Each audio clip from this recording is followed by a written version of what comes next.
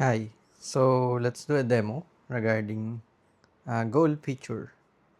So three dots, then goal, then yung plus icon dun sa main page ng goal will let you create new goal.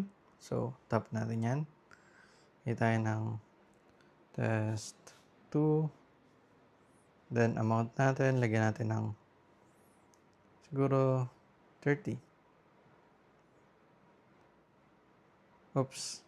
So currency and target date optional. Currency, pag hindi mo nilagyan, magde-default siya ng peso or PHP.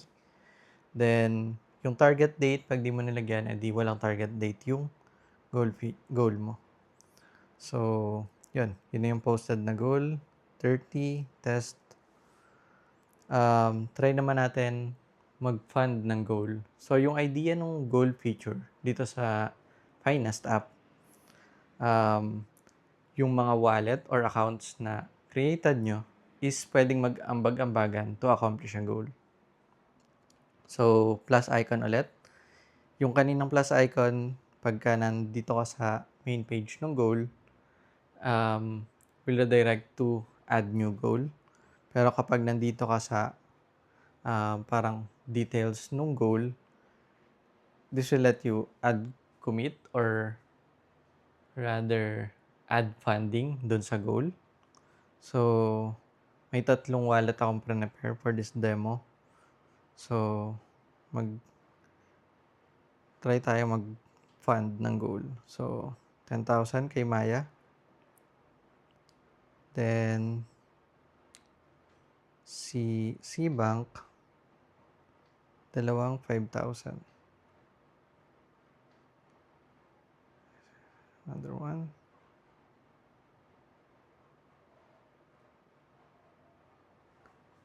Then, si BDO, mag-aambag rin ng 1.5. Then, lagyan natin ng note, video.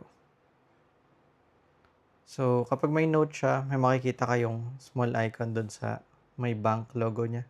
So, pag tinap niya yan, makikita niya yung notes. So, commit note is notes. Then, balik tayo kay BDO. May papakita lang ako saglit. So, back. So, kung matatandaan nyo kanina, nakakommit yung 1,500 ni BDO dun sa goal kanina. So, kapag nag-post kayo ng expense, since 2,000 lang yung balance niya, and then nakakommit yung 1,500, ibablock nung app na gumastos siya beyond 500 pesos. So don't load kunwari, expense 800. So, yun nga, 1,500 nakakommit, 2,000 yung balance. Try ko mag-post ng 800. Insufficient balance, some funds are committed to goal. So, kahit 2,000 yung nagre-reflect dito, since kinumit niya na pina-fund niya yung 1,500 dun sa isang goal, tinitignan siya ni system na 500 na lang yung balance niya para hindi niyo magastos yung na-fund niyo na sa goal unless i-delete niya yung inambag niya dun sa goal. So, balik tayo. So, ayun nga. 1,500, 500, 500, and 10,000 for Maya. So, yung goal fundings, yun yung itemized entry ng fund or ng funding na sinabit ng mga or not pinost ng mga wallet. Then, yung funding summary.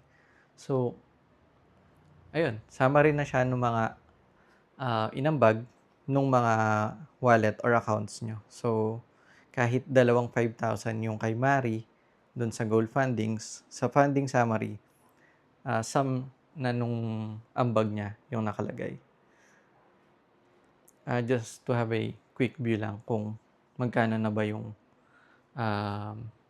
contribution ng bawat wallet. So, another one na makikita nyo dito, yung release fundings. So, release fundings, pag tinap siya, it will do two things. One is, i-complete niya yung goal. Pangalawa is, ipopost niya yung mga, magpo-post siya ng transaction sa wallet based dun sa ilalagay nating category and yung note natin. May nakalagay na goal funding for yung name ng goal. So, try natin. Lagyan muna ako ng dummy. Optional naman yung category. Kung hindi kayo maglalagay ng category, so, hindi ulit siya blank lang yung category niya. So, naglagay ako for this example. So, release fundings,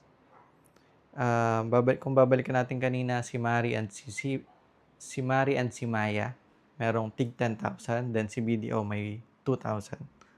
So, pag ni-release funding ko to, yun, na-complete yung goal. Then, pag bumalik tayo sa wallet natin, ayun, wala nang balance si Maya, si Mari, and then si BDO may 500 na lang. So, yun lang.